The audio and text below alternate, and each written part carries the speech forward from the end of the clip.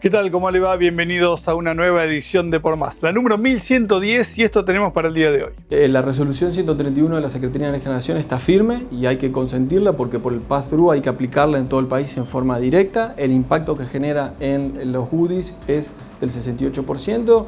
A modo de información, en la provincia de Entre Ríos existen 150 suministros, entre 150 y 160 suministros de grandes usuarios que consumen el 20% de la energía operada en la provincia de Entre Ríos y no me consta que exista un proyecto para poder modificar los marcos regulatorios actuales. Papelera Entre Ríos es una empresa familiar creada por tres hermanos Abuaf, León, Isaac, que es mi padre, y Rebeca, mi tía Becky. Ellos arrancan en el mercado del papel y los cartones de la mano de su padre, o sea, mi abuelo Samuel, que tenía una cartonera. Ellos cortaban cartones a medida, a mano, cuando eran chicos, en la mesa del comedor de su casa. Las siguientes empresas e instituciones presentan Por Más. Yana Laudem, Instituto Argentino de Negociación y Arbitraje. Lácteos Cremigal, algo rico para compartir. Agrolac Paraná, implementos para la industria láctea. De Martín Hermanos, constructora y hormigonera. Molinos San José, alimentándote desde 1994. Rotex, para su producto Huevos AA. Acoplados, semirremolques y carrocerías Gross, líderes en calidad. Automotores Mega, concesionario oficial Mercedes-Benz. Dimaco, materiales para construir nuestra provincia. Laboratorios La Fedar, desde Entre Ríos al mundo. ENSA, ascensores panorámicos neumáticos. Leiva Hermanos, bursátil, agro, cargas y seguros. Borselino, industria gráfica integrada. Femotors, el concesionario Nissan de Folmer. Vitrex, industrialización del vidrio. Distribuidor oficial Vasa y Blindex, integrante de la red Ecoglass. Copar, experiencia al servicio de la empresa agropecuaria. Pinturas Sorbaloc, calidad certificada ISO 9001. Petropac, fábrica de envases flexibles. Lambert Plan, la mejor manera de llegar a tu acoplado. Manprin y Cébola, 25 años junto a Volvo Trucks and Buses. Banco de Entre Ríos, acá para vos. Arroz Noble, de la Cooperativa Arroceros de Villa Elisa. Arús, experiencia y profesionalidad en comercio exterior. Neostone, marmolería premium.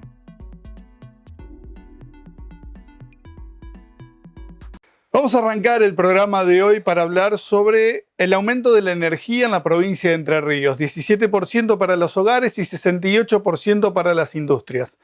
Para hacer esta nota quisimos hablar primero con las autoridades de NERSA, la empresa que tiene el 71% del mercado en Entre Ríos, pero cuando el tema es tarifa, prefiero no hablar de ese tema, porque también deberían hablar de los costos que tiene la energía para poder llegar a esos temas. Fuimos a querer hablar con el presidente del EPRE. El presidente del EPRE nos deriva con la cuestión técnica, que también tiene que ver con esto para una explicación mucho más abarcadera y mucho más específica de lo que estamos buscando, pero como autoridades directas y que cobran el sueldo para ser las autoridades políticas, deberían poner un poquito más la cara, pero no lo quieren hacer porque son cargos políticos, evidentemente, y no técnicos en instrumentos y en entes que son eminentemente técnicos. Por eso, para esta nota vamos a hablar con Luciano Paulín, quien es el responsable en este sentido del EPRE y quien es el director de análisis normativo, entre otras cosas, del EPRE, que es el ente provincial de regulación de la tarifa eléctrica en Entre Ríos. Con él primero vamos a hablar sobre estos 16 meses que lleva Entre Ríos sin tocar la tarifa eléctrica y de los diferentes aumentos que empiezan a impactar a partir del consumo de este 1 de marzo. Hace 16 meses que las tarifas están congeladas en la provincia de Entre Ríos, o sea que el último cuadro tarifario vigente a la fecha es de noviembre del año 2019. Se ha anunciado un descongelamiento de las tarifas energéticas, en realidad de varios servicios públicos, pero en lo que nos compete es del Servicio Público Económico Eléctrico, que sea en forma gradual y paulatina. Eso impacta de la siguiente manera. En la provincia de Entre Ríos se ha decidido aumentar el valor agregado de distribución, el VAT, que es ese componente que remunera a las distribuidoras. Recordemos que en la provincia de Entre Ríos tenemos 19 distribuidoras de energía eléctrica. Enersa es la más grande, comercializa y distribuye el 71% de energía en toda la provincia, en tanto que el 29% restante se distribuye en 18 cooperativas eléctricas a lo largo del ejido de toda la provincia. Ese VAT, que estaba atrasado desde el año 2019, desde noviembre, implicaba un aumento que hubiese correspondido a partir del 1 de febrero del corriente año cercano al 32%. Cuando las distribuidoras hacen las presentaciones ante el ente regulador con sus técnicos controlan que cuadren en los índices para poder proceder a las actualizaciones y hemos entendido que ese petitorio no se adecuaba a la realidad imperante a tenor de las circunstancias por las cuales estamos transitando. No nos olvidemos que estamos aún íncitos en plena pandemia, periodo de ASPO, periodo de ISPO, y hemos decidido en consecuencia otorgar a partir de los consumos del 1 de marzo, es decir, que lo estaremos abonando a partir de las facturas que ingresen en nuestros hogares o en nuestras industrias en el mes de abril del corriente año, en promedio la tarifa media de venta global del 15%. ¿Sí? Hago un distingo porque ese es el promedio de las tarifas medias, es decir, toma en cuenta todos los diferentes tipos de consumos o segmentos. Concretamente en los usuarios residenciales, ese impacto en promedio en las tarifas daba 16%, en tanto que en las industrias de un 6.8%. Lo que sucedió, esta resolución fue emitida por el ente regulador el 29 de enero del corriente año y fue publicado en el Boletín Oficial de la provincia el 2 de febrero.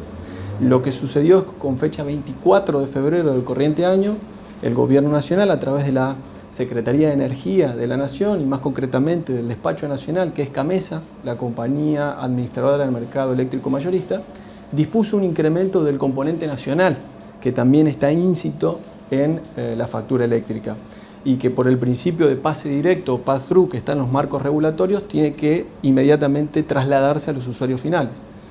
Ese impacto de la 131 en la provincia de Entre Ríos, en el ámbito de los usuarios residenciales, que somos más del 75% de los consumidores del servicio eléctrico, que somos más de 500.000 en nuestra provincia, fue de cero. Es decir, que finalmente los usuarios residenciales a partir de los consumos de marzo estaremos abonando un incremento promedio del 17%, en tanto que para las industrias el impacto fue mucho más grande porque este componente nacional incrementó el valor del megavatio en un 68% aproximadamente. Es decir, que las industrias, sobre todo aquellas, lo que llamamos las UDIs, los grandes usuarios industriales, mayores a 300 kilowatts mensuales, van a pasar a abonar un promedio de un aumento del 68.3% a partir de los consumos del 1 de marzo. La buena noticia es la siguiente: previo a estos aumentos La demanda, es decir, todos nosotros los usuarios, residenciales, rurales, industrias, estábamos abonando el 40% del costo real del megavatio hora en el mercado eléctrico mayorista, que es de 5.700 pesos realmente. Con estos nuevos incrementos, los usuarios residenciales pasaremos a abonar el 48%, en tanto que los UDIs, las industrias, van a pasar a abonar el 98% del costo real de la energía. Es decir, que en síntesis, el Estado nacional y provincial dejan de subsidiar a los UDIs, a las industrias, y solamente quedaría un subsidio de un 2%, la brecha sería muy pequeña, y para los usuarios residenciales todavía el subsidio sigue siendo el 52%. Y este incremento tiene una parte nacional que supuestamente afecta a todas las provincias del país por igual, pero también tiene una parte que es de la provincia de Entre Ríos, que ENERSA ha pedido ese incremento. Y según lo que va a explicar Paulina ahora, Entre Ríos sería una de las provincias con menos porcentaje que va a incrementar en esta parte. Y esto se quiere vender como algo positivo. El tema que desde la base donde estamos arrancando, en la provincia de Entre Ríos, es una de las bases más altas del país. Por eso es que no se puede subir mucho más ese porcentaje. El incremento es para todo el país. ¿Por qué? Porque la 131 de la Secretaría de Energía en la Nación es aplicable para todas las jurisdicciones de la Argentina, es decir, para todas las provincias por igual y en los mismos porcentajes. El sistema de pass-through, de pase directo, se aplica a todas las provincias de nuestro país sin ningún tipo de distinción. Inclusive me animo a decir que en el componente provincial, que es el VAT, el incremento de la provincia fue menor al que tenemos en otras jurisdicciones. A modo de ejemplo, la provincia de Tucumán otorgó un aumento del 37% en tarifa media global a partir de enero. Jurisdicciones como Salta incrementaron un 22%, Sechep Chaco pidió un 60%. Entonces, si uno suma el componente provincial más el componente nacional, el impacto en Argentina va a ser mayor, afortunadamente, que comparativamente a la provincia de Entre Ríos, que va a ser sustancialmente un poco menor. Las comparaciones son odiosas, pero si comparamos a Entre Ríos con el resto de las provincias, seguimos teniendo una de las energías más caras del país. Cuando hablamos de comparaciones tarifarias, es que para hacerlas, que son perfectamente válidas hacerlas, pero tenemos que compararnos con aquellas provincias que tienen elementos que sean homogéneos. ¿Qué quiero decir con esto? Históricamente a nosotros se nos ha comparado, por ejemplo, con provincias como Corrientes o como Santa Fe mismo, pero en realidad no tienen los mismos componentes para hacer unas comparaciones tarifarias. Cuando habla uno de tarifas, no solo tiene que tener en cuenta lo que definitivamente terminamos abonando, sino que existen otros elementos que la componen. Me refiero concretamente a la cantidad de usuarios, me refiero concretamente a los kilómetros cuadrados de tendido de red eléctrica, me refiero concretamente a la energía operada y consumida. No, la provincia que más se asemeja a nosotros para hacer una comparación tarifaria de ese tenor es la provincia de Mendoza. Y en este caso Mendoza sufre un incremento del 27%, en cambio nosotros dimos de un 15%. Es decir que eso por un lado, pero también hay que tener en cuenta la calidad del servicio. Como yo siempre digo, Martín, la energía más cara es la energía que no se tiene. Y realmente, no solamente dicho por los entrerrianos, sino por muchas provincias y en el ámbito internacional, Entre Ríos es halagada como que presta un servicio de máxima calidad, afortunadamente para nosotros los usuarios. Entonces, por ahí las comparaciones hay que hacerlas tomando en cuenta diferentes tipos de elementos que la componen. Y Paulín decía al principio, el 71% del mercado eléctrico en Entre Ríos es de ENERSA y el 29% de una cantidad importante de cooperativas. Ahí hay que empezar a estudiar cuánto es el impacto por consumidor, por familia, por conexión, por kilómetro que tiene que hacer cada empresa, porque como la Cooperativa de La Paz, por ejemplo, tiene muchísimos kilómetros con pocos usuarios. Entonces, se tendría que pensar en tarifas un poquito más determinadas y específicas para cada una de las compañías que tiene la provincia de Entre Ríos. No es lo mismo una cooperativa que lo que es ENERSA. Y el otro punto, ¿cuáles son los costos que tienen las compañías para demandar los precios que piden? Porque ENERSA hoy ya tiene casi 600 empleados, incluida muchos funcionarios políticos y parientes de altos funcionarios políticos de la provincia de Entre Ríos que siguen incrementando con los sueldos que tiene esta empresa. Y esto es lo que pagamos todos en la tarifa de luz. Si bien Enersa efectivamente comercializa y distribuye el 71% y hay mayor concentración, y donde hay mayor concentración la distribución es más económica y más redituable para la distribuidora, por así decirlo, hay dos cuestiones que hay que tener en cuenta. En primer lugar, que si bien existen 18 cooperativas, no todas son chiquititas. Hay 2 cooperativas, en realidad son 3, pero Concordia y Gualeguaychú son agentes del MEM. Es decir, son agentes que directamente están vinculados con el mercado eléctrico mayorista. Tienen un gran impacto en el sistema. Y la cooperativa Chajarí también. Pero además de esta cuestión concreta, no nos olvidemos de que existe otra circunstancia para tener en cuenta. Cuando uno habla de distribución de energía eléctrica, lo que tenés que tener en cuenta no solo es la densidad poblacional que existe, que bien lo estás manifestando, sino que también tenés que tener en cuenta la cantidad de kilometrajes de tendido de red. Pero además, si las redes son propias o son ajenas. En la mayoría de los casos que mencionás, efectivamente, las cooperativas no tienen la capacidad operativa para tener redes propias y lo que hacen es pagarle un canon como transportista a las empresas que tienen titularidad de esas redes de tendidos eléctricos. Pero existe otro factor además. El marco normativo provincial dispone que las tarifas son únicas, es decir, es el principio que nosotros llamamos los técnicos principio unitario. ¿Qué significa? Que un usuario por igual tipo de consumo que está en la costa del Paraná va a pagar lo mismo que un usuario con igual tipo de consumo en la costa del Uruguay o en el centro de la provincia. Ese principio unitario, quizás yo comparto contigo que genera una especie de desequilibrio en la ecuación entre las pequeñas distribuidoras cooperativas y Enersa o las grandes cooperativas. Para eso estamos trabajando desde hace varios meses a propuesta de las cooperativas y del ente en un fondo compensador de tarifas muy similar al que existe en la provincia de Mendoza para poder precisamente equilibrar esta descompensación en la ecuación que estás manifestando. En definitiva, todos los costos operativos terminan impactando finalmente en los precios, eso no quepa la menor duda. Esa incidencia es innegable porque es uno de los componentes del VAT, no solamente los costos de mantenimiento, de operación, de inversiones, sino también salarios, etcétera, inversiones. Pero vuelvo a repetir lo mismo, ese fondo compensador puede llegar a equilibrar esa ecuación, pero no nos olvidemos que los marcos regulatorios prevén que en el caso del ente regulador la función es lograr tarifas justas, razonables y asequibles para los usuarios y los consumidores, garantizando una tasa de rentabilidad razonable a las empresas distribuidoras, pero equilibrando la garantía y la seguridad del suministro. Entonces nuestra tarea es un tanto compleja, pero que lo que intentamos hacer es mantener siempre equilibrada esa ecuación, que las distribuidoras ganen una tasa de rentabilidad razonable, así lo establece la ley, mínima pero razonable, pero garantizando un suministro que sea de máxima calidad. Hacemos una pausa, enseguida nos vamos a meter adentro de una empresa de la ciudad de Paraná y en el último bloque volveremos con Luciano Paulín porque hay otro componente que crece y muchísimo y va a llevar mucho más alto la boleta de luz que vamos a pagar a partir del 1 de abril y tiene que ver con los impuestos metidos adentro de la boleta. Ya volvemos.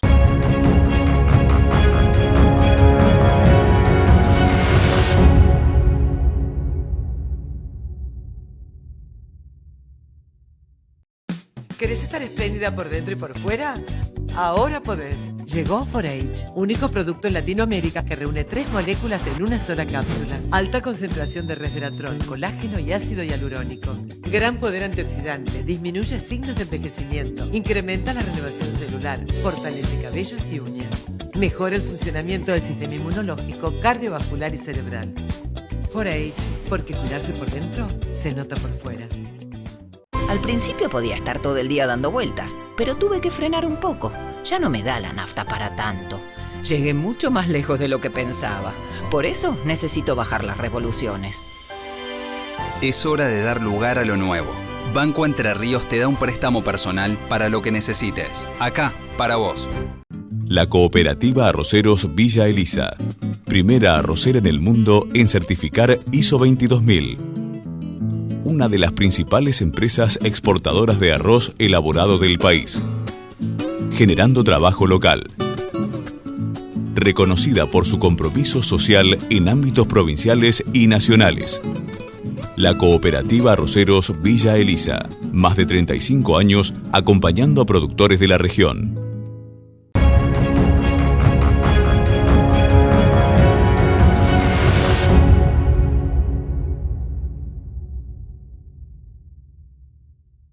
En este segundo bloque nos vamos a meter en una empresa de la ciudad de Paraná que está cumpliendo 60 años, o mejor dicho, que cumplió 60 años el año pasado y que no pudo hacer las acciones que tenía previsto a partir de la pandemia. Se trata de Papelera Entre Ríos. Hablamos con su presidente y esto es lo que nos decía respecto a la historia de esta tradicional empresa paranaense. Papelera Entre Ríos es una empresa familiar creada por 3 hermanos Abuaf, León, Isaac, que es mi padre, y Rebeca, mi tía Becky. Ellos arrancan en el mercado del papel y los cartones de la mano de su padre, o sea, mi abuelo Samuel, que tenía una cartonera. Ellos cortaban cartones a medida, a mano, cuando eran chicos, en la mesa del comedor de su casa. La primera máquina que tuvieron fue una cizalla para cortar que está ahí afuera, que después cuando a lo mejor filman puede aparecer, o lo pueden ver. Y ahí empezaron a desarrollar un poco siempre la idea de la vida dentro de los cartones, los papeles.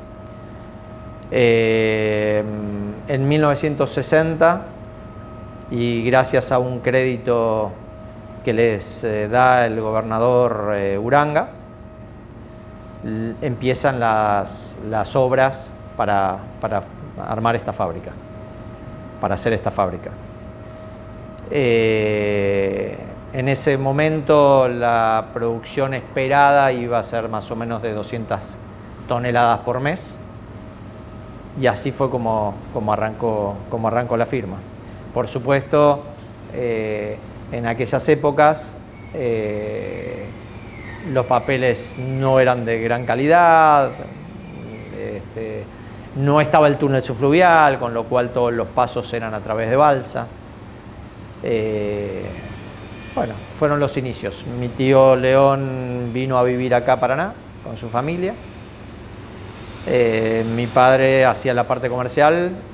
Al principio vendían cajas, porque cuando todavía no habían podido montar la fábrica de papel, empezaron primero vendiendo cajas y después hicieron el montaje de la fábrica de papel.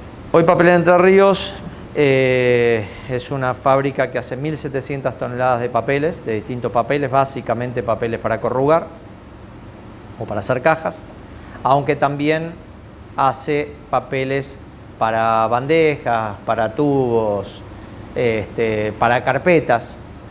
Entonces hacemos una línea de papeles y cartones que van desde los 130 gramos y hasta los 400 gramos. Distintas calidades de papeles que parten de papeles marrones y papeles blancos. Los papeles blancos son papeles que específicamente se usan, o prácticamente se usa todo en el mercado del corrugado, de las cajas de cartón. Los papeles marrones se utilizan también en la caja de cartón en su mayoría, pero también se utilizan para hacer otras cosas, como por ejemplo las bandejas, los tubos, lo que hablábamos antes. Tenemos varias calidades. Tenemos papeles white top blancos, que es tipo un papel como este, que va de los 130 a los 250 gramos. Papeles marrones, como este. Este es un papel de creación propia, es un papel covering, está hecho con recorte, igual que todos los papeles. Nuestros papeles son todos reciclados y reciclables. Este papel es de gran calidad, muy limpio, y muchas veces se utiliza para reemplazar los papeles craftliner, que son los papeles que se hacen con pasta, con fibra virgen. Tenemos papeles onda, como este, que son lo que va normalmente con la forma de la onda en el medio de las dos caras de las cajas. Y después tenemos cartones que van de gramajes más altos, va de 280 gramos hasta los 400, 450 gramos, que se utilizan generalmente para la fabricación de tubos, conos y potes de distintas calidades. Hoy la empresa está produciendo 1.700 toneladas de papel por mes y su principal insumo es el reciclado, que se da en todas las ciudades de la República Argentina. Vemos también un poco de lo que es el proceso de producción. La materia prima que nosotros utilizamos básicamente es el recorte, o sea, el papel usado, post-consumo. Hay muchísimas calidades de recorte. Está lo de recolección domiciliaria. En ese tema es un tema que se trabaja o se trata de trabajar bastante en lo que es la concientización de la separación en origen, que acá en la Argentina hay poco. Y después está el rezago industrial, ¿sí? En las distintas calidades, en papeles marrones, papeles blancos, y cada uno tiene que usarse en una proporción diferente para poder producir lo que uno quiere producir. Pero básicamente nosotros hacemos papel con papel usado, se podría decir. ¿Y el proceso? Bueno, nosotros compramos el recorte, que es el papel usado, digamos, el papel viejo. Vienen fardos, arrancamos poniendo hay unas recetas de acuerdo al papel que vamos a usar o vamos a hacer nosotros. Tenemos distintas recetas de uso de distintos recortes, de las distintas calidades de recortes. Nosotros colocamos eso en el hidrapulper. El hidrapulper es como un piletón que trabaja con agua y va desfibrando o rompiendo todo el papel que vos vas tirando. Esa es la primera etapa, empieza a hacerse esa pasta o esa pulpa. Por supuesto que todo el recorte que se compra viene con impurezas de todo tipo, plásticos, pedacitos metálicos, pedazos de lo que se te pueda ocurrir. Hay un montón de cosas en lo que vienen los recortes. Entonces nosotros tenemos sistemas de depuración que van separando las distintas impurezas que tiene el papel y va alargando la pasta por un lado y todo lo otro lo va sacando y lo va separando por otro lado, que lo tira después a unos contenedores que eso van a ser desechados. Una vez que ya eso está, digamos que ya tenemos la pasta limpia, bueno, tiene un par de procesos más para darle mayor solidez o a veces ponerle un poco más de agua, depende de los momentos, y se empieza a hacer la hoja. O sea, ya entramos en lo que se llama la máquina continua, que va a ser la máquina formadora, que es la máquina que hace la hoja y va a terminar siendo la bobina. Pasa por nosotros tenemos una máquina de formación con bombos, hay también formación en mesa, nosotros tenemos con bombos, lo que nos permite hacer papeles más pesados, de mayor gramaje. Y tenemos dos líneas de producción, o sea, cuando nosotros empezamos en los hidrapulper tenemos dos líneas de producción. Eso nos permite hacer papeles bicapa. ¿Qué quiere decir los papeles bicapa? Y en el blanco se nota bien. Por ejemplo, nosotros tenemos una cara blanca y una cara gris. ¿Por qué logramos esto? Porque por un lado vamos haciendo el blanco, por el otro lado vamos haciendo el marrón y se juntan después en la máquina en la formación. Cuando llegamos a pie de máquina, acá al final de la máquina, se hace una bobina, el ancho de nuestra máquina está alrededor de los 2,48 m, 2,50 m, y va a pasar a una rebobinadora que va a ser cortado a la medida que pide el cliente. Nuestros clientes, el mayor porcentaje de clientes nuestros son fabricantes de cajas de cartón corrugado. También tenemos, como decíamos antes, por ejemplo, clientes que hacen el tubo liviano, que es el tubete, por ejemplo, para los papeles higiénicos o para los papeles de cocina, o el tubo pesado, que es el tubo central en una bobina de papel, en una bobina de tela, en distintas cosas. Hay quien los usa en bandejas, hay quien los usa en potes, pero básicamente yo me imagino que el 70% por lo menos debe estar en el fabricante de cajas de cartón corrugado. Rápidamente hacemos una nueva pausa y enseguida volvemos con Edgardo Abuaf para ver cómo están trabajando, cómo trabajaron el año pasado, las características que tuvieron y qué es lo que están viendo para este 2021. Ya volvemos.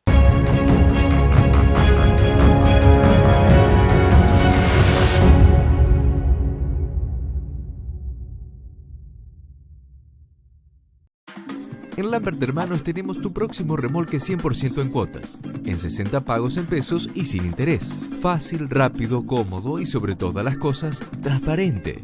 Solo con tu DNI, sin bancos y sin interés.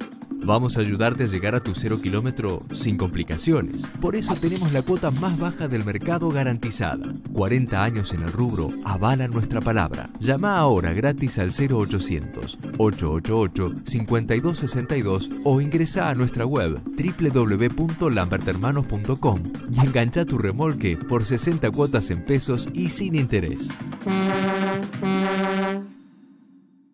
Neoston, tecnología de vanguardia aplicada en los procesos de fabricación para obtener la mejor calidad en mesadas de cocinas y baños, pisos y revestimientos. Neoston, marmolería premium. Visítenos en Parque Industrial de Crespo.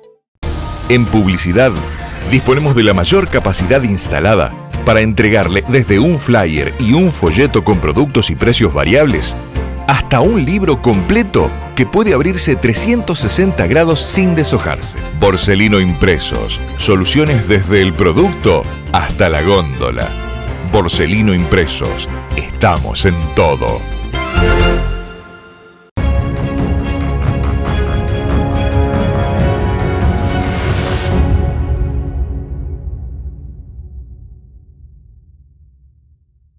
Abuaf explicaba hace instante que uno de los principales productos o la materia prima tiene que ver con el reciclado. En un año 2020 que estuvo asignado por la pandemia, donde muchos meses estuvimos adentro y la recolección o los residuos fueron mucho menores que los años tradicionales, con industrias trabajando a porcentajes mucho más bajos de lo habitual, hubo un importante impacto en lo que fue conseguir la materia prima. ¿Cómo se trabajó durante la pandemia? En principio nosotros tuvimos la posibilidad de seguir trabajando. La verdad que el tema del recorte fue un tema bastante complicado. De hecho, hubo una notable merma tanto en la recolección, como vos decías recién, como también a nivel industrial. ¿Por qué? Porque había muchas industrias que no funcionaban. Y también en los consumos, porque cuando había industria que no funcionaban no usaban las cajas. Esas cajas después vuelven como recorte, con lo cual hubo bastantes inconvenientes, hubo paradas de muchas fábricas durante algunos tiempos por falta de recorte. O sea, básicamente tuvimos que movernos al ritmo de la cantidad de recorte que consiguiéramos. Hoy estamos en niveles buenos, normales, casi normales. El verano normalmente aparece más el recorte porque aparte se arruina menos, se tira menos. No sabemos si en el transcurso del año va a volver a faltar. Y muchas veces cuando se habla de reciclaje y de separación en origen, en los propios domicilios, y hay una recolección mucho más responsable y más ordenada, lo que permite recuperar gran parte de lo que se consume diariamente. Esto hace, el no hacerlo de esta manera, en forma ordenada, hace que incluso falte materia prima de recortes, y esto hasta se tenga que importar hoy en Argentina. En este momento la industria está funcionando, lo cual para la situación no es poco, está funcionando.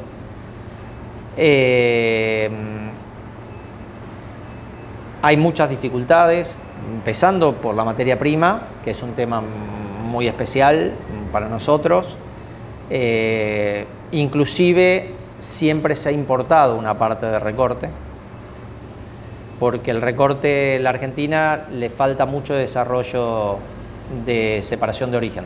O sea, el argentino no tiene la costumbre de separar sus residuos y se pierde una buena cantidad en basurales. Los últimos tiempos, los últimos años ha habido bastante movimiento de todo esto, lo que recicladores urbanos, recicladores informales inclusive, cooperativas que están funcionando bastante bien. Nosotros trabajamos bastante inclusive con algunas ONG en la capacitación de esas cooperativas o de la gente que trabaja en la cooperativa para clasificar el recorte, porque el recorte obviamente no es lo mismo un recorte de papel blanco que un recorte de papel marrón para nosotros, y si viene todo junto No se pierde como marrón, se pierde como blanco, por ejemplo. Pero la Argentina es un país que todavía no tiene la costumbre de separar en origen, o sea, la gente en su casa no separa, empezó a haber algunos lugares y se pierde mucho recorte. Y hay un cálculo de una falta de recorte habitualmente bastante importante. En estos últimos tiempos no te hemos permitido importar, no se está pudiendo importar, con lo cual es un tema bastante complicado para nosotros. Después el mercado depende un poco de cómo vaya el país y cómo se vaya moviendo. Esto se nota muy directamente. Si hay movimiento, la caja se usa y el mercado más o menos anda. Más allá de que después hay veces que es más rentable, hay veces que es menos rentable, hay veces que no es rentable. Decíamos al principio, Papelera Entre Ríos está cumpliendo 60 años y son inversiones una de las principales cosas que van a llevar adelante este año. Sí, nosotros en ese tema, con el tema de trabajar con la comunidad, nosotros trabajamos ya hace un tiempo y en especial este año vamos a hacer algunas actividades especiales con algunas ONG. En este caso es la ONG Eco Urbano. Con ellos trabajamos, por ejemplo, en el trabajo que organizan lo que se llama ecoclubs. Ellos organizan una actividad donde cambian 1 kilo de papel por una planta. También trabajamos en la capacitación de las cooperativas recolectoras para que aprendan a clasificar, cómo hay que clasificar. También hacemos actividades con algunos grupos que después traen los papeles acá. Hacemos algunas presentaciones en colegios primarios sobre reciclaje.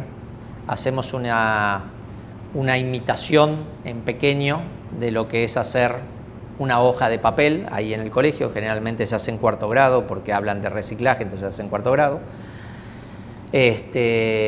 Y también trabajamos con actividades que vamos a ir haciendo en el transcurso del año en la búsqueda de la concientización del tema de la separación de origen. Y además de las inversiones en equipamiento, también el trabajo con la comunidad es una de las planificaciones que tienen prevista, que no se pudieron hacer el año pasado y que este año sí se van a llevar adelante en lo que es capacitación y mucho más trabajo en lo que se conoce como economía circular. El tema del reciclaje y la sustentabilidad es muy importante para el ecosistema de cualquier lugar.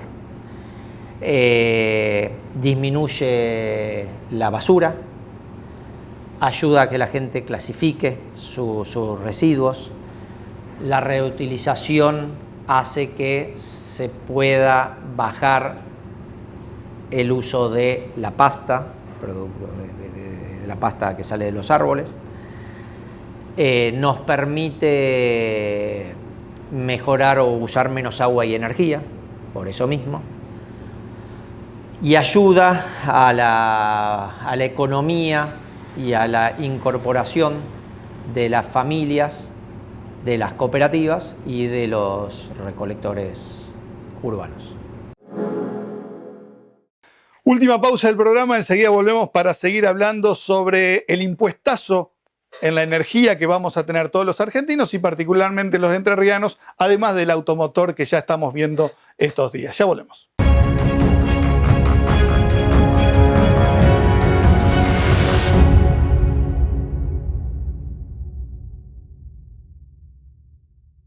Coopar, Cooperativa Aranguren, al servicio del productor agropecuario. Una empresa comprometida con el desarrollo de la región. Plantas de acopio en Aranguren, Don Cristóbal, Victoria y Nogoyá. Coopar, Cooperativa Aranguren. Nissan presenta un plan de ahorro tan transparente que te permite ver tus próximas vacaciones, una salida con amigos o un trabajo más confortable. Ingresa a nuestra web o acércate a nuestros concesionarios. Fe Motors, el concesionario Nissan de Folmer.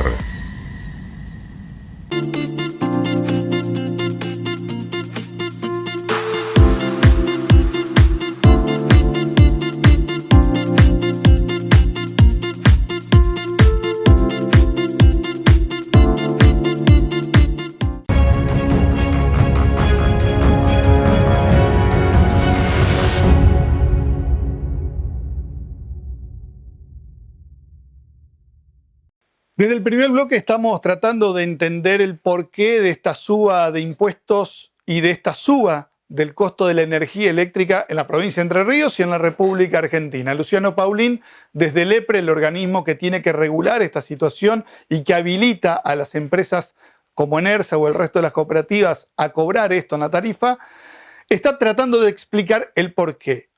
El tema es que dentro de la boleta de luz, el 50% que pagamos todos los días, y va a ser un 17% más, supuestamente, en las familias de promedio, y un 68% más en las industrias, el 50% de ese monto son impuestos provinciales, nacionales y municipales, que se incrementarán también y en el mismo porcentaje a partir de la suba de los costos y la tarifa que tiene la energía. La boleta de luz está compuesta por tres componentes, por el componente provincial, por el componente nacional y por el componente impositivo, tanto nacional, provincial como municipal, bien lo dijiste. El IVA, el Fondo para el Desarrollo Eléctrico Territorial, el FEDER, y las contribuciones y tasas municipales. Si uno hace una imagen de torta, una proporción, realmente es 33, 33 y 33%. Lo que ha sucedido, en virtud de este congelamiento tarifario, esto es una realidad, es que el 33% del VAT no ha sido un 33% de VAT y ha incrementado mucho a través de los subsidios, en definitiva, que está abonando el gobierno nacional hasta esta salida de la 131 del componente nacional. Pero técnicamente la conformación de la tarifa final se divide en esa torta en 33, 33 y 33. Lo que sucede es que efectivamente cuando uno toca el componente provincial del VAT o el componente nacional, cualquiera de los dos toques toca inevitablemente en el componente impositivo porque hace variar no las alícuotas que son fijas, pero sí los porcentajes que se terminan abonando. Si usted pagaba en su boleta de luz en la familia 100 pesos hasta el mes de febrero, o una empresa pagaba 100 pesos por la tarifa eléctrica de lo que consumía, ahora va a pagar una familia 120 o una empresa 170, por decir números redondos. El tema es que de ese monto la mitad son impuestos. Entonces, si los impuestos representaban 50 pesos, ahora van a representar 85 pesos en una boleta. Entonces, ¿por qué no empezamos a tocar, si el Estado no quiere subir tanto esos impuestos o ese impacto que tiene en la gente y en las empresas la tarifa eléctrica, ¿por qué no empezamos a bajar los impuestos que están dentro de la boleta? Nosotros cuando hicimos una simulación en una hipotética descompresión del componente impositivo, sobre todo lo hicimos con el FEDER y de hecho durante el año 2018, durante todo un año, los alícuotas del FEDER se hicieron una reducción importante, determinamos que en realidad la incidencia no fue la que esperábamos finalmente, sino que lo que se había que congelar era el VAT. Si nosotros congelábamos el VAT, la incidencia ahí sí era en el VAT y encima en el componente impositivo. Ahora, a la pregunta concreta tuya, está claro, pero eso lo fijan los consejos deliberantes en forma autónoma. Lo que hace el gobierno de la provincia a través de un decreto que existe del año 2016 es topear los porcentajes a través de los cuales se puede cobrar esa tasa o esa contribución en la factura y en la boleta de luz. La excusa de que cada municipio es autónomo de cobrar lo que quiera dentro de estos lugares es ridícula, porque cuando un gobierno provincial quiere llevar adelante una medida para toda la provincia, no está consultando con cada municipio qué es lo que tiene ganas de hacer. Y una ley provincial tranquilamente podría hasta sacar las tasas municipales, o como hizo la provincia en su momento y que lo volvió a poner, al Fondo de Desarrollo Energético dentro de la boleta de luz. Es solo voluntad política. Cualquier provincia tiene la facultad para hacerlo a través de los mecanismos legislativos correspondientes de modificar los marcos regulatorios que vienen desde el año 95, en el caso de nuestra provincia, y de todo el país a través de la 24065, que es la ley nacional desde el año 1992. ¿Y por qué se volvió a cobrar el Fondo de Compensación Eléctrica? Si cualquier establecimiento en medio campo que quiera hacer una inversión, tiene que pagarla porque Enersa no la paga. El Fondo de Compensación siempre se pagó, siempre existió, así como existen otros fondos como es el FEDER, y la explicación es muy sencilla. Si bien esos fondos lo administran y lo distribuye la Secretaría de Energía Ministerial, lo que sí puedo comunicarles desde el punto de vista técnico es que con esos fondos lo que se hace son dos cuestiones. En realidad hacer obras de carácter eléctrico y gasífero y por otro lado compensar las tarifas diferenciales. No nos olvidemos que en la provincia de Entre Ríos existen tarifas diferenciales para diferentes tipos de sectores, por ejemplo, entidades de bien pública, arroceros, industrias del citrus, hay alguna idea también para los forrajeros, los efectores de salud, las personas de bajos recursos. Entonces, con esos fondos se permite compensar en cierta manera aquellos subsidios que se hacen para mantener estas tarifas diferenciales.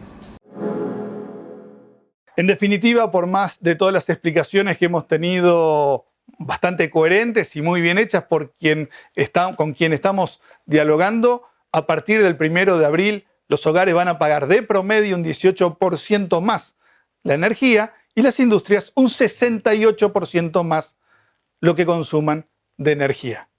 ¿Cuánto más vamos a sobrevivir?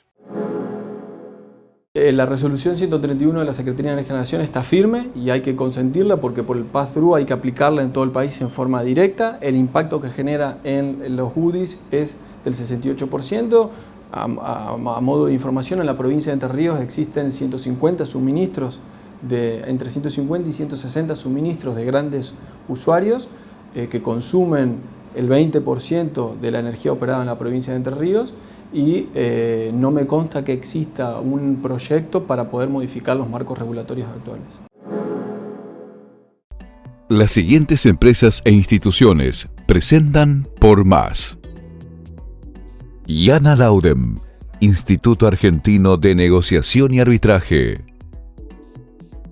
Lácteos Cremigal, algo rico para compartir. Agrolac Paraná, implementos para la industria láctea. De Martín Hermanos, constructora y hormigonera. Molinos San José, alimentándote desde 1994. Rotex, para su producto huevos AA.